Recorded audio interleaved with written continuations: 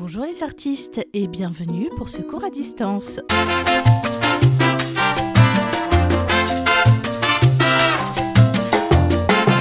Quand on parle peinture, on y associe bien souvent la notion d'effet. Le résultat d'une action produite par l'artiste est un effet de geste, tandis que le résultat d'une action produite par un outil est un effet d'outil. Car peindre ne consiste pas juste à appliquer de la couleur. Peindre requiert non seulement de la peinture, mais aussi le corps de l'artiste qui va imprimer, en quelque sorte, son geste sur la toile.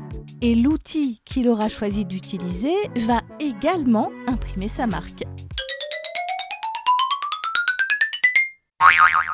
N'allez pas croire que les effets en peinture viennent juste d'être inventés, loin de là. On trouve des effets d'outils et de gestes dans les grottes préhistoriques. Nos ancêtres utilisaient déjà des pigments colorés pour faire leur peinture.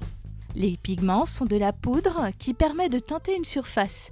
Ils utilisaient par exemple du charbon de bois ou d'os pour produire du noir, de l'hématite, un oxyde de fer qu'ils trouvaient dans le sol, pour le rouge, ou encore de l'ocre, un matériau naturellement présent dans les argiles et le sol, pour le brun ou le jaune. Les pigments étaient ensuite mélangés à de l'argile ou du talc pour avoir de la consistance. Les artistes de la préhistoire avaient ensuite le choix dans la façon d'appliquer leurs pigments, avec un pochoir, du tamponnage, du soufflage, soit directement par la bouche, soit avec une sarbacane, ou encore à l'aide de touffes de poils ou de fibres végétales. Parfois, ils gravaient ou modelaient la paroi avant de la colorer, ce qui donnait du relief. Au cours de l'histoire, le geste de l'artiste s'est un peu fait oublier au profit de l'aspect général de sa peinture. La considérait-on belle selon les critères esthétiques en vigueur? Oui, alors c'était très bien et le reste n'avait pas grande importance. C'est petit à petit que le geste a repris ses lettres de noblesse. Déjà, avec les impressionnistes dans la seconde moitié du 19e siècle, qui se sont détachés de la manière traditionnelle de peindre en s'amusant à traduire les couleurs et les formes du réel par de petites touches de peinture, de petites traces ou de petits points.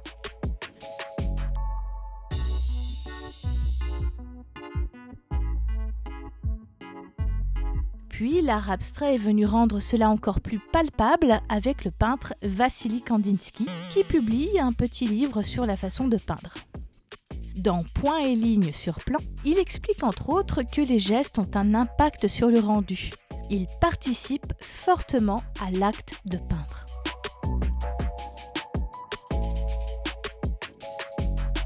Le geste d'un artiste peut être rapide, lent, saccadé, fluide, violent, doux, minutieux, brouillon. Il peut être le fruit d'un grand contrôle ou bien être totalement improvisé. Et de cela résulte ce que l'on appelle des effets de geste. Prenons l'exemple de Jackson Pollock, qui, par ses gestes amples, tantôt brusques, tantôt doux, projetait de la peinture directement sur la toile. Il s'agit de la technique du dripping qu'il n'a pas inventée, mais qu'il a rendue très célèbre. Max Ernst a inventé le frottage, une technique consistant à frotter une mine de plomb sur un papier posé sur une surface en relief. Il obtenait ainsi l'empreinte de la surface grâce à son action de frottement. Enfin, Fabienne Verdier utilise toute la puissance de son corps pour mouvoir de monumentaux pinceaux. L'artiste et l'outil ne font plus qu'un.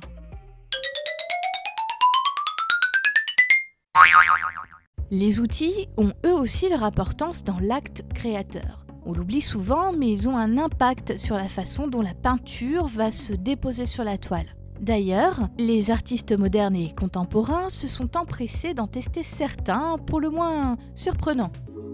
Comme Niki de Saint-Phal, qui, armée d'un fusil, tirait des billes de peinture, des œufs, des tomates, de l'encre. Elle n'avait pas choisi cet outil par hasard, elle savait tirer et surtout, elle voulait exprimer la violence et les tourments qu'elle ressentait en elle. Plusieurs dizaines d'années plus tard, Anish Kapoor va également recourir au tir. Dans cette installation, un énorme canon à air comprimé projetait à 80 km/h un pot de 9 kg de cire rouge. La cire s'écrasait littéralement dans le coin de la pièce, donnant l'impression de chair dégoulinante.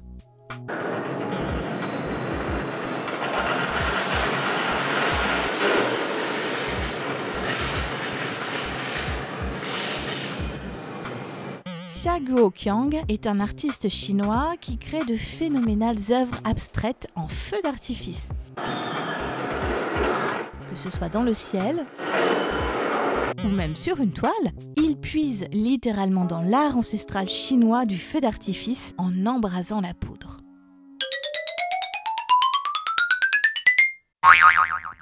Nous avons donc vu que les artistes pouvaient générer des effets de gestes et des effets d'outils. Il existe également des effets de texture qui vont venir enrichir la représentation abstraite ou figurative. La texture désigne la qualité de la surface d'une matière.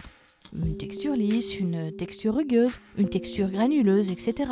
On retrouve ici Max Ernst. On l'a vu avec les effets de gestes de frottage.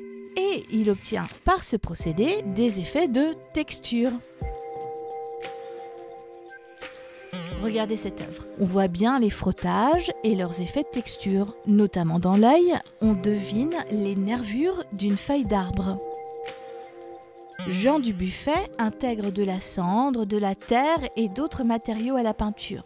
Observez la texture de la vache. On croirait celle d'une écorce ou d'un rocher. Yves Klein a mêlé pigments bleus et éponge. Résulte une œuvre abstraite qui est à la fois spectaculaire par la densité du célèbre bleu Klein et incitative au toucher de par sa texture.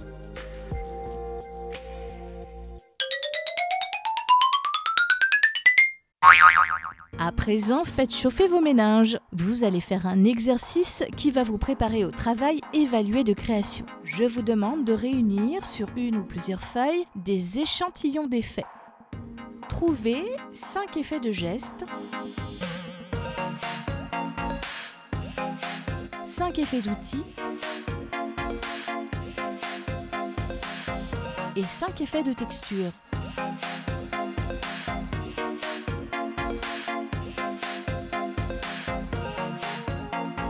Notez soigneusement une petite description en dessous de chaque échantillon. Par exemple, pour un effet d'outil, passe au plat. Pour un effet de geste, geste saccadé. Vous voyez, je suis sympa, je viens de vous souffler 2 réponses. Le but du jeu d'un tel exercice, vous permettre de vous familiariser avec les différents effets plastiques et vous constituer un mini catalogue dans lequel vous pourrez puiser pour votre création. Passons donc à la création de cette séquence. La couleur s'agite, puis se calme. Comment allez-vous faire pour traduire cette incitation en peinture avec une seule couleur dominante et des effets? Je vous explique. Déjà, il s'agit d'un travail en peinture exclusivement. Pas le droit au crayon, au stylo ou au feutre.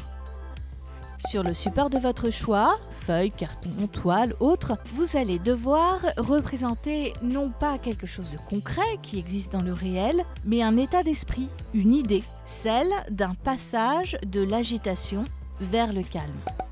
Cela veut donc dire que vous devez faire de l'art abstrait. Vous ne devez rien représenter qui soit reconnaissable. Pour mémoire, l'abstraction est composée de lignes, de formes indéfinies, de tâches et figures géométriques telles que le carré, le triangle, le cercle, etc. Sur votre support, il y aura donc une zone qui exprime l'agitation de manière abstraite, puis qui passe tout en douceur vers une zone qui exprime le calme. L'idée est donc d'éviter la rupture trop prononcée entre les deux zones. Il faut trouver le moyen de faire un passage subtil, une transition. Vous devez utiliser une seule couleur dominante, par exemple le jaune. Mais vous avez aussi le droit à ces nuances. Le jaune pâle, le jaune citron, le jaune vert, le jaune fluo.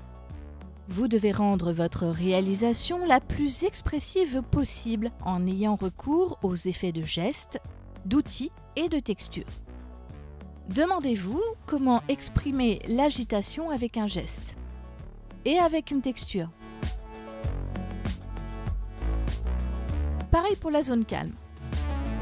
Comment révéler sa plénitude en employant des matériaux, des outils et des gestes? L'enjeu de cette création réside dans le fait que vous devez réussir à traduire le calme et l'agitation de manière à ce que le spectateur le sente et le comprenne sans qu'on ait besoin de lui expliquer. À vos pinceaux et bonne création!